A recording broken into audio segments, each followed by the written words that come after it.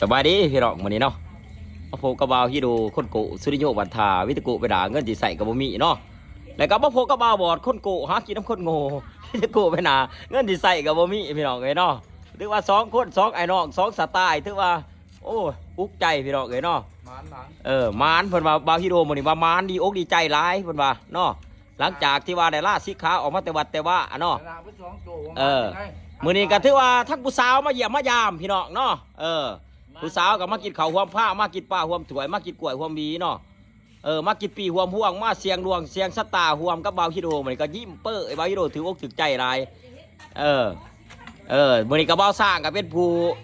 จัดแจงอาหารถาเนาะมื้อนี้บ่าวสร้างก็ถือว่าโอ้กำลังมาใหม่พี่น้องเนาะ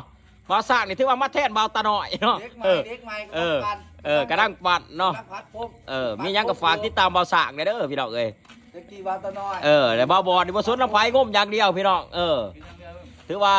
ตาบ่เห็นหุงแต่ว่าลังสัมผัสไหลบ่าวบอดนี่โอกาสดีตอนนี้ก็เบาเลยครับเอามื้อนี้ก็ถือว่าน้องไผมายามบ่บ่าวบอดมื้อนี้โอ้ดีอกดีใจหลายเนาะถ้าบ่าวบอดนี่มากินข้าวห่วมผ้ามากินปลาห่วมถวยมากินกล้วยห่วมบีเนาะมาเสียดวงเสียงตาห่วมกันเนาะสิได้เป็นทองแผ่นเดียวอันนี้เป็นบ่าวบอดมื้อนี้น้องชายจะคือสิบ่ไปผูกคอตายคือสิบ่ไปกินยาตายเนาะผู้สาวมาหาเนาะ